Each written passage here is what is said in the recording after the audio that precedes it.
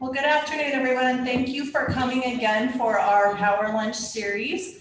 This collaboration with the Chamber and the Sun Theater has been really, really fun for us to get to know the people coming to see us and the people giving presentations. And so we're real excited that you came out in this, whatever Mother Nature was hanging on to today with the snow. Hopefully that's the last that we'll see for the year.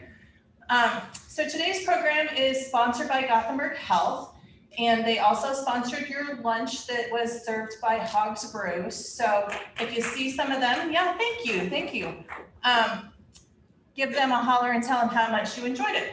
So today's program is Mary Lou Block, and she's gonna tell us how to make ourselves a little healthier. So anybody out there fall off of your New Year's resolution to eat healthy or do whatever, right? Yeah, all of us do at one point. So she's here to give us a little jump start. Mary Lou's a dietitian at Gothenburg Health. She's been there for 20 plus years. She knows the ins and outs of nutrition and diet and how to keep yourself healthy and how to maybe make some choices today that will affect you for the rest of your life. So help me welcome Mary Lou Block.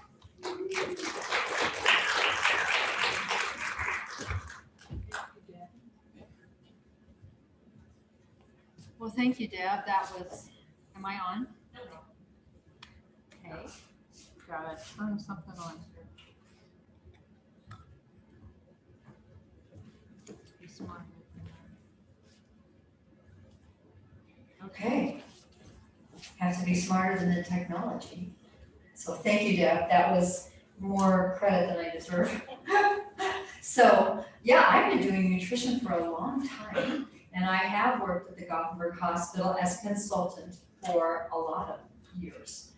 I am continually learning, so you often see me in front of the computer researching some of the latest stuff. I love nutrition, and the longer that I work in it, the more I love it.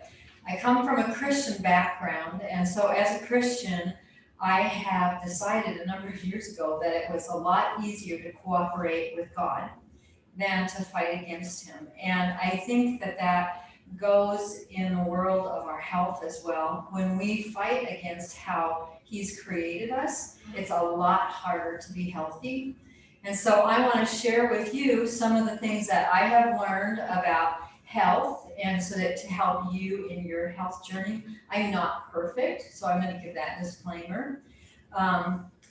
I just want to give you some of the things that I have learned, some of the things I have researched to help you be able to put some things in place in your life and maybe shed some light on some things that you've had questions about.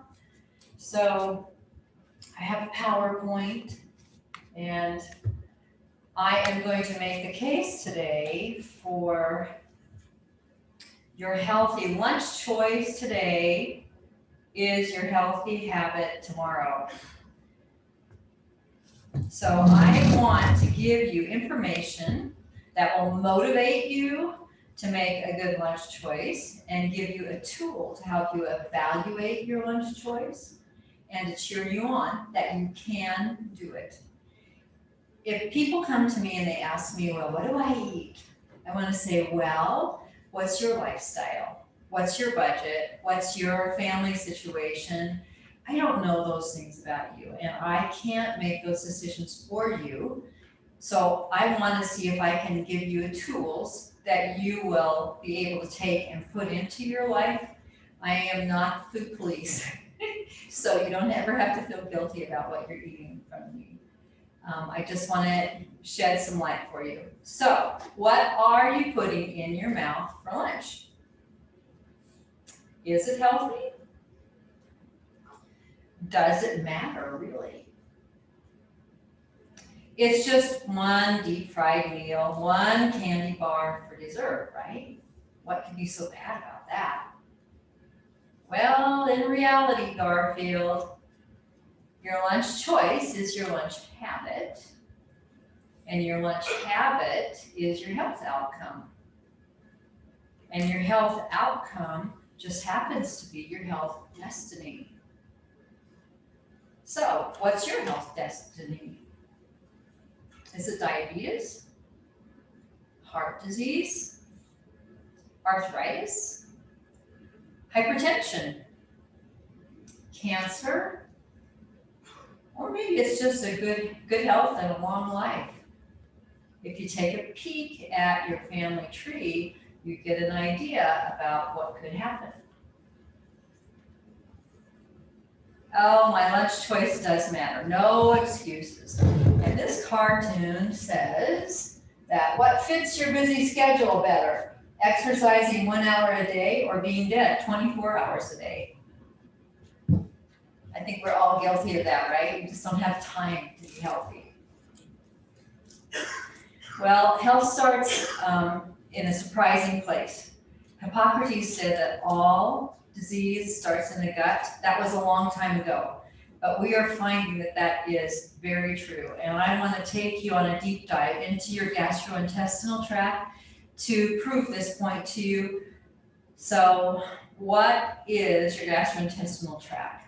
It is a barrier between you and the outside world, just like your skin is a barrier between you and the outside world. It is 22 to 28 feet long.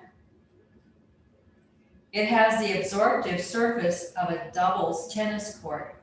That's pretty big, isn't it? And it's 1 cell thick. That's different than your skin. Your skin is multi-layered, but your gastrointestinal tract is 1 cell thick. And those cells hang on to each other, kind of like you're holding hands. And sometimes they loosen, sometimes they tighten. And when they loosen, the design was, I believe by God, to be able to have water from inside of your body come into your gastrointestinal tract, flush out the stuff that's not supposed to be there. But the problem with that is that there are things that we are eating now that are causing neurotransmitters to open at the wrong time. And when they open at the wrong time, you get stuff across your gastrointestinal tract into your body that you don't want there. So what you put in your mouth can easily get into your body and can easily contribute to body-wide inflammation. Okay, so what's the big deal about inflammation? It's the body's response to fighting against things that harm it. It can be local, so if you get a sticker in your hand and you don't get it out, it'll get red around it, right? And your body, if you don't get it out, if you bump up against that thing, it'll just shoot out. Your body's trying to push it out. But that can also happen systemically. When it happens systemically, your body is trying to get something out. It's trying to tell you, we've got a problem. In actuality, we've got a fire going on. And your body is trying to put out the fire. And did you know that in the COVID process, that there's what they call a cytokine storm, which is a great, huge inflammatory response. And we've seen with COVID that that's not what we want to do. But this also happens in chronic disease. So body-wide inflammation is a major contributor to all chronic disease. We now know that. So remember our list: diabetes, heart disease, arthritis, hypertension, cancer. So just look at your family tree and think, okay, that's my genetic weakness. Now, if I have inflammation in my body, wherever I am genetically weak, then my trouble is going to show up. So if you can do whatever you can do to get down inflammation, body-wide inflammation, then you improve your opportunity for having a long life and health. So what else is going on in your gastrointestinal tract? Well, it's home to your gut microbiota. Okay, so what's that? Well, it's all these bugs that inhabit your gastrointestinal tract. When you came down the birth canal from your mom, you were given your first dose of gut microbiota. Then, depending upon the things that happen to you in life and the things that we'll talk about in the next slide, your gut microbiota is built upon. So what is it? It's 1,000 different species 100 trillion bugs, and remember, we've counted all these, right? That's a joke, okay? It weighs up to 4.5 pounds, and it's closely tied to your healthy immune system. Remember, your gut is only one cell thick. Right on the back side of your gastrointestinal tract is your immune system. Now think about that. That's your immune system. We've just come through a year of COVID. We've come through a year of trying to protect ourselves. Our very best defense is our own immune system. If our own immune system is already fired up trying to protect us from the inflammation or get down the inflammation, it opens us wide for trouble that might come to us, and the example here is coronavirus. But it can be the cold, it can be flu. So your microbiota is affected by the things you put in your mouth. A positive effect are probiotics, for example, from the food. It is food for microbiota. Phytonutrients work as antioxidants, and soluble fiber is also food for the microbiota. So those are the positive things. So it very much depends upon you eating a healthy diet. A negative effect is sugar. Nobody wants to hear that. Sugar, high fructose corn syrup, food additives, chemicals that your body has no idea what they are, refined carbohydrates and processed foods. Those are just the things from diet. But other things that affect your gut microbiota are antibiotics, drugs that you're taking, also just the chemicals that you're using in house cleaning or just in the environment, all affect those bugs. So the things you eat one day at a time are affecting your body's ability to fight disease. So if it matters what I eat, what do I eat? Okay, so since we're in Nebraska, I thought, okay, how can I help them think of an easy, or how can I think of an easy tool for them to use when they're at the gas station, or when they're at the restaurant, or when they're at home and trying to figure out what they're going to eat. So I couldn't think of anything better than to go back to Scott Frost and ask for UNL input. So my acronym today is UNLs. U, underrated real food. N, nutrient dense food. L, less sugar and less bad fat. So let's go over those one more time. U, underrated real food. You want to say it with me? N, nutrient dense food. L, less sugar and bad fat. And then we're going to find out what all that means.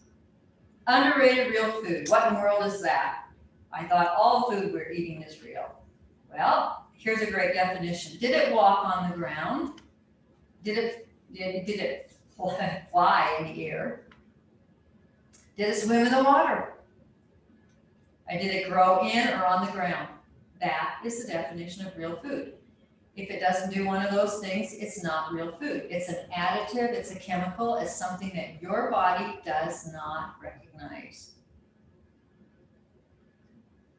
And nutrient dense, well, what's that? Many nutrients per calorie. So is the food that I'm eating nutrient dense? Do I get a lot of bang for my buck for the calories that I'm consuming? Is there a lot of nutrition coming back at me? So we're going to talk about what are nutrient dense foods. Here are 3 categories of nutrient dense foods. First one is a protein category.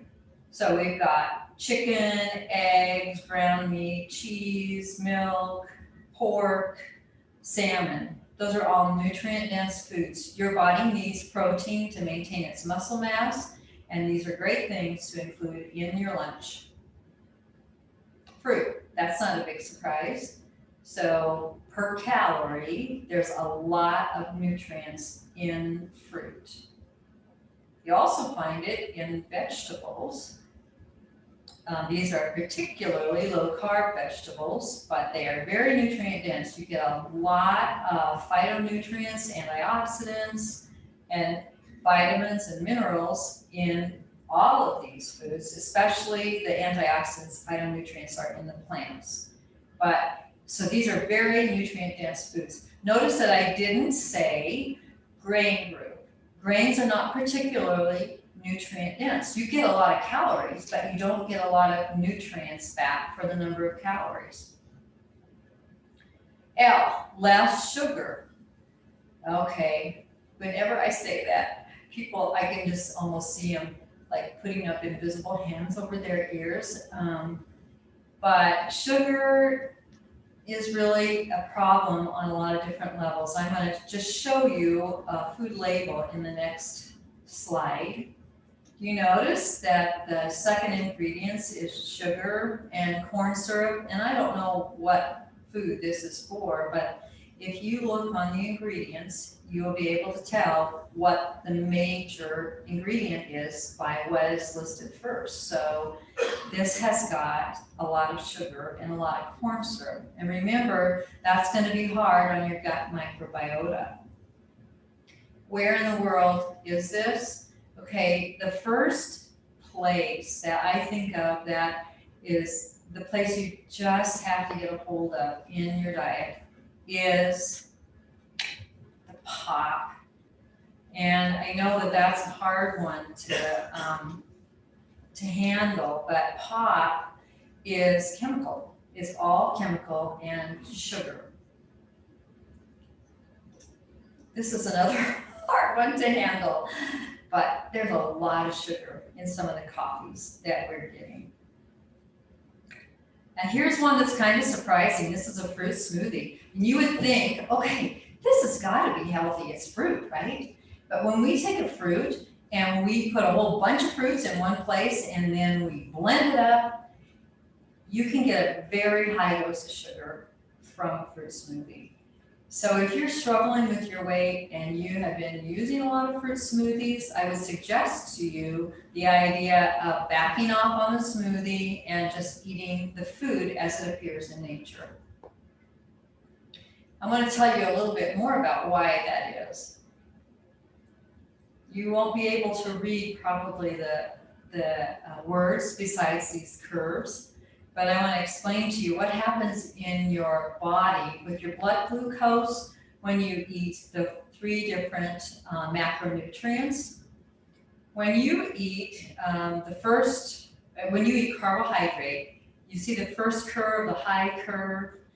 It peaks in 2-hour time after you eat it, and it falls. It falls in response to your body putting out a hormone called insulin. Every time you eat carbohydrate, that blood sugar will go up and come back down, up and come back down, up and come back down in response to the insulin that your body puts out. When you eat a diet that is high in carbohydrate all day long, and you're doing that, you are asking your body to put out insulin in high amounts. And eventually those high amounts, especially if you have in your family tree pre-diabetes or diabetes, eventually that insulin starts to climb so high and it actually even damages the cells, and the cells start to resist it. And finally, that insulin cannot bring your blood sugar back down, and your blood sugar ends up being out of control. And that's when we tell you you have pre-diabetes or diabetes. But all the while, you had high insulin for a number of years before that. So if you have in your family tree diabetes, this is something to pay attention to, because you don't want to be asking your body over and over and over for that insulin that's making that insulin go high. If you look at the second curve, that's protein. It makes your blood sugar rise, but not as much, and it will peak in 4 hours. So it smooths out the curve. So anytime you eat a protein food with a carbohydrate food, that helps. The fat hardly raises your blood sugar at all, and it energizes you for 9 hours. So that's why I say less bad fat, not all fat, because fat can be very healthy. But bad fat, what in the world is that? Recognize these?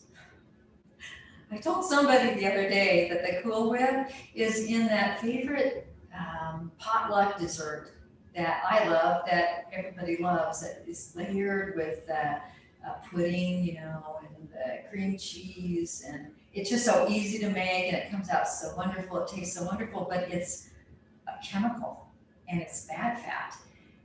What they do with the fat, these fats, is they take a natural fat and they move a hydrogen molecule across the carbon chain, they put it in a different place, and then it becomes hydrogenated, and then the fat is easy to work with in these processed foods. That's why they do it. Now, if you think to yourself, when you were younger, you might not have seen so many of these processed foods. And I do think that these are contributing to our health problems. We're just seeing so many more health problems right now. And I think that this is a lot of it. Overheated fat is also something that we need to cut down on. Well, where is that? That would be in French fries or fried foods where the oil is heated over and over for a length of time, or even in donuts. It has a lot to do with the smoke point of the oil. The oil gets damaged. And when the oil is heated over and over, the smoke point starts to decline. It also starts to decline when there are food particles in the oil. And so this is a damaging fat. The other less fat that we need to pay attention to is omega-6 fatty acids. Those are natural fats, and we need them for health, but we also need omega-3 fatty acids. We need a ratio of omega-6 4 and omega-3 1 for a healthy thing. In the American diet, it's 20-1 because of all the processed foods. And it's primarily because they are soybean, corn, sunflower, safflower oil.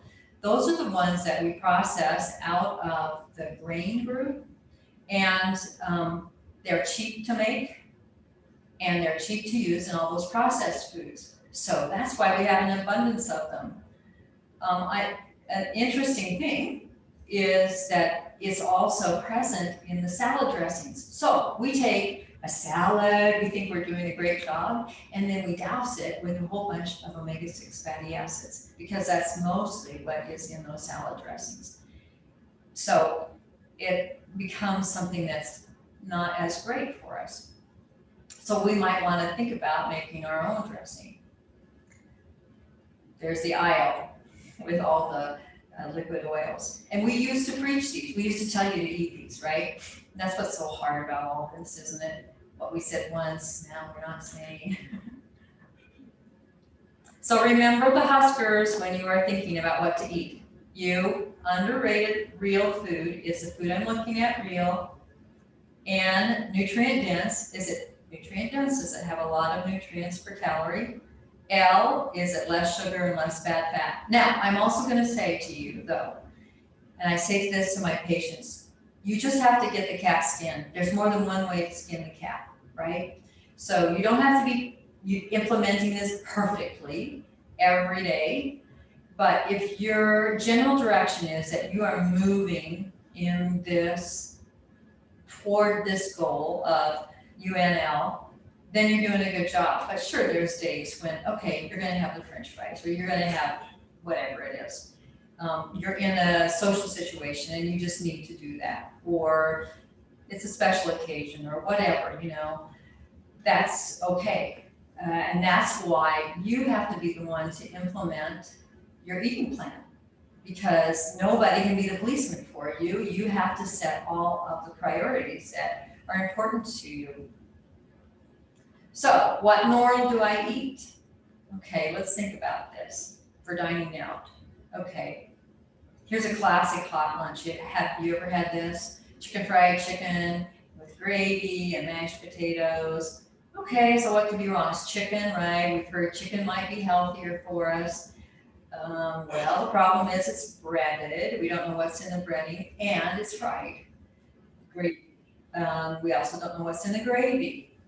So we don't know what kind of fats are in there. Oh, okay, let's have fish. Okay, but it's fried fish, it's deep fried fish. It's breaded fish. So there, that wasn't that great, was it? Okay, meatloaf. All right, this might be a better choice. Meatloaf, we still don't know what they put in it for the filler, but it's still closer to a real thing. It's got ketchup on it, and ketchup can be loaded with sugar. No, but it's not maybe a lot, so we might eat that, or we might scrape it off.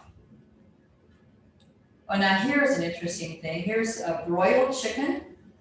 And anytime you would see broiled or roasted or baked on the menu, that might be a good thing to pay attention to, or even sauteed. This is it doesn't have any breading on it, so we would hope that that would be good. It has vegetables, and it looks like the potatoes might even be homemade, I don't know. But we could put real butter on them, and then that would be really a healthy lunch. How about that? A broiled fish and with some vegetables as a side dish. And even plain meat, and I know we've, preached against red meat for a long time. I think red meat has gotten a bad rap. We talk about the Mediterranean diet as being healthy, but you can actually include low-fat red meat and have it be equally as healthy. In this case, there's a little bit of fat on this meat, but it is plain meat. It is a real meat. So, hey, my priority might be, hey, I'm gonna pick this. You might, on the menu, look for loin cut, because those are in general gonna be lower in fat.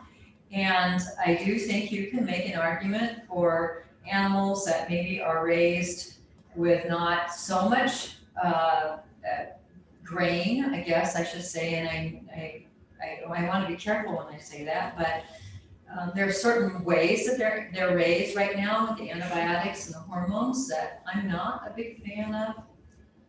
And a lot of times those things are stored in the fat. So although fat is not bad, if the fat is handled wrong in the production process, you can end up with chemicals in that fat too. So just picking a loin cut, sirloin steak, if you were gonna get a steak, might be a great option. Okay, let's try a sandwich for lunch. Okay, so we know the pop's not great, but this is diet pop. That should be better, right? Well, that's chemicals. Do we want chemicals in our body? Your liver has to process it. And then it either stores it in your fat because it goes, this is dangerous, let's lock it down in your fat stores. And when you lock a lot of toxins down in your fat stores, it's hard to lose weight because your body says, I don't want that stuff out here in my blood. So let's try to clean that up. How about water? That'd be a good choice. How about if we even had, carbonated water and some lemon or lime, or just iced tea? Those would be great choices. How about the chips? What can we do with the chips? We know that's fried, all right. Well, how about if we have a sweet potato fry? Oh, okay, that sounds like that might be better, but really it's actually a fried vegetable again, so that's not the best option. How about a salad? That might be a very good thing to do, or even a relish plate. Sandwich, kind of the same thing. We've got a chicken sandwich that's fried. Okay, so your hamburger is going to be better. It's closer to a real thing. Now, depending on how much carbohydrate that you are wanting to have in your diet, you would eat the whole bun, or else maybe you would throw away part of it or have half of it. Or maybe you would have like a sandwich, a club sandwich that had a whole grain and vegetables in it. You see how that's a plainer thing? That's what we want. Well, what about salads? Okay, so this one says, our diet special is fresh garden salads served in burger, shake, and fry containers. How about that?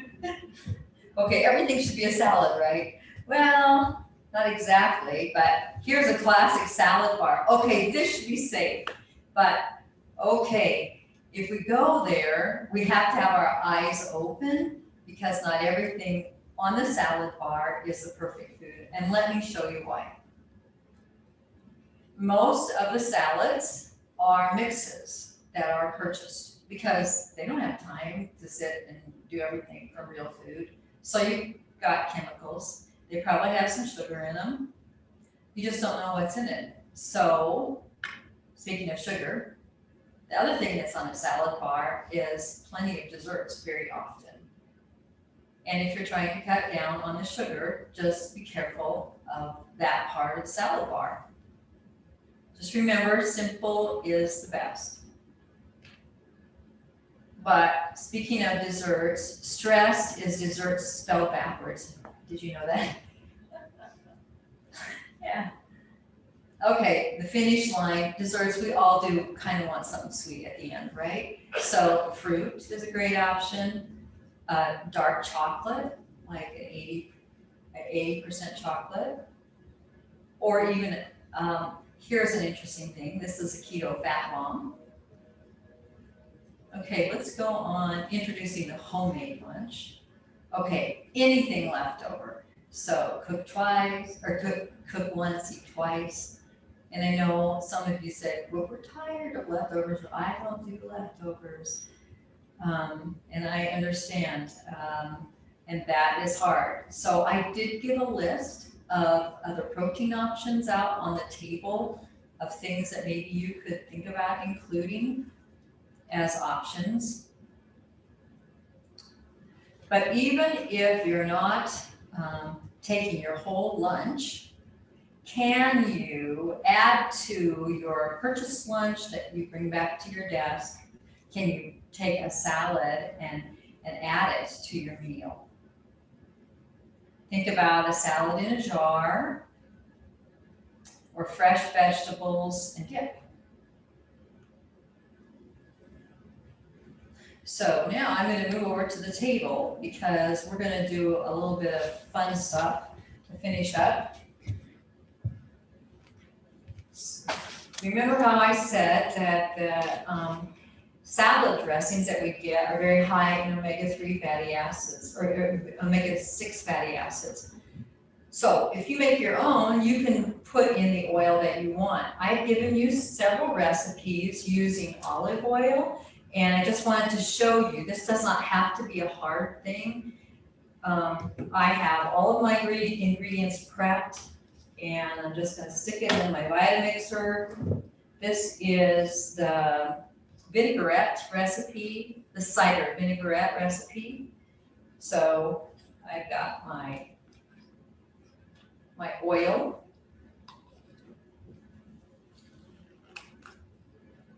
I've got my cider. I've got the salt, the pepper. I've got the mustard, which is a Dijon mustard. This is going to be spicier mustard. And then this is a shallot.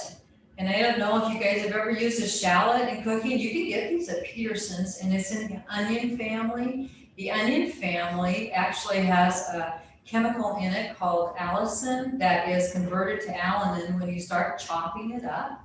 And it's actually a strong phytonutrient that brings you a lot of health. So my suggestion to you is that when you put real ingredients in your salad dressing, not only are you keeping the chemicals out, but you're adding a lot of phytonutrients that are actually helping your health. So, are you ready for the big noise? Wait a minute.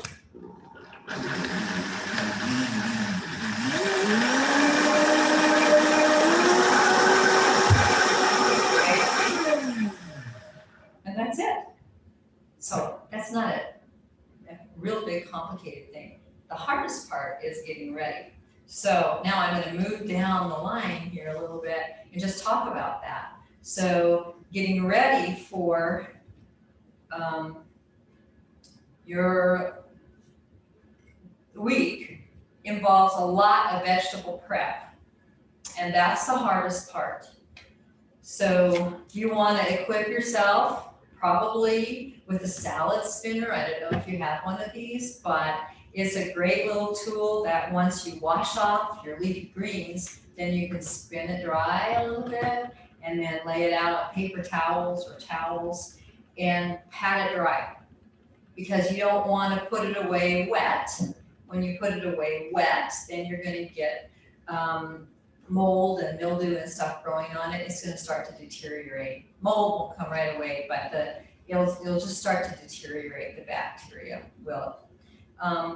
When I put together several salads in jars up here as examples for you, but I'm going to put together one right now that's one of my favorites, and I'm not going to do it until the very end. This one is not one that's going to store as easily. These are going to store, okay. But this one has blueberries and strawberries. These are both low carbohydrate fruits, so they're great adds to my salad.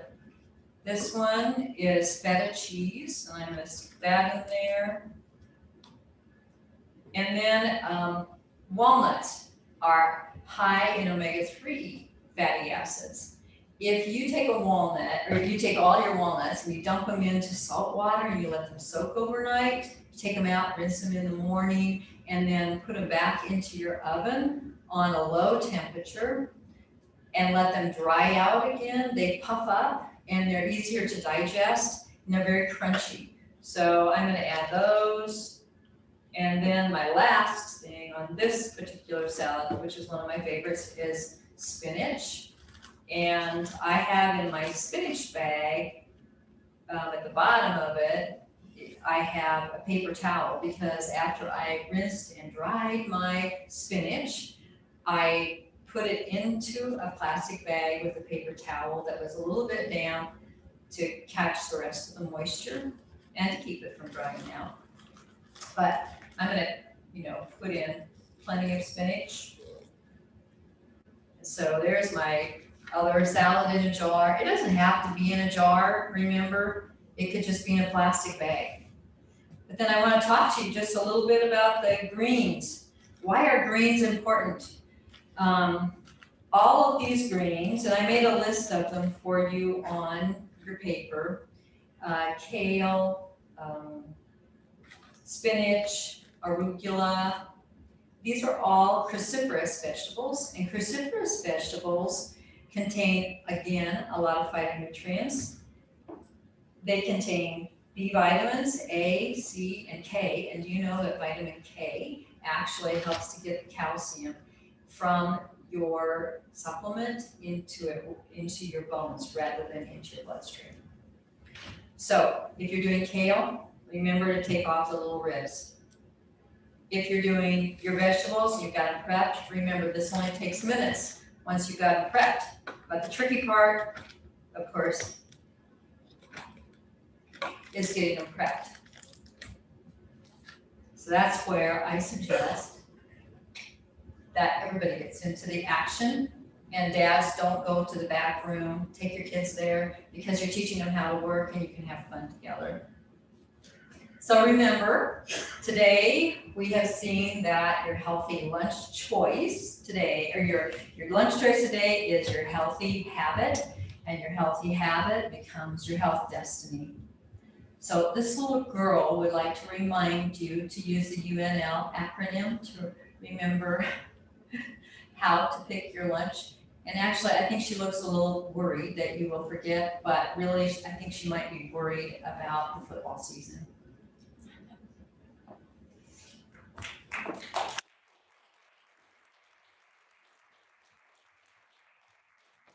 Thank you, Mary Lou, for such a wonderful, rich, packed presentation with information and lots of good ideas. I want to open it up for any questions the audience might have. Anything out there that you would like to know? Yes, go ahead. Yeah, not that I drink alcohol much, but what do you think of alcohol? Whew. Well, I don't think that it's necessarily bad. I think within a limit is a great thing. The sweeter wines and the beers can add quite a bit of carbohydrate. So that can make your blood sugar go up. The alcohol itself kind of makes it go down. So somebody that's diabetic, for instance, we always tell them that they need to eat when they are having some alcohol because it can make their blood sugar go too low. But I don't think a little bit in moderation is a bad thing. I just don't like to have people come up to the hospital who have a habit of drinking a lot and now they've got pancreatitis. And pancreatitis then makes it difficult for them to digest their food, as well as creating problems with their insulin and maybe ending up with diabetes. Great question. Are there any other questions out there? Well, Mary Lou has put together a wonderful packet for you. If you did not grab one on the way in, please make sure you grab one on the way out. And Mary Lou, did you have anything else? Oh, well, they can come up and test the salad dressing if you want to, or ask me questions up here or afterwards, fine. And you can find me at the hospital. I am pretty easy to get along with, so I won't judge you for what you're eating. If you have questions, I'd be happy to help you. And I really would like to help you stay ahead of the curve and not end up with those chronic diseases. Well, we really appreciate Mary Lou's time, and we're so glad you joined us again this month. We want to encourage you to come back in May. We have a special treat for you. It'll be a panel discussing social media and ways that we can build our businesses via social media. So we hope you'll come back in May, and also invite a friend. Tell someone about what a great experience this is and bring them with you next time. Again, thank you to the Chamber. Thank you to Gothenburg Health. Thank you, Mary Lou.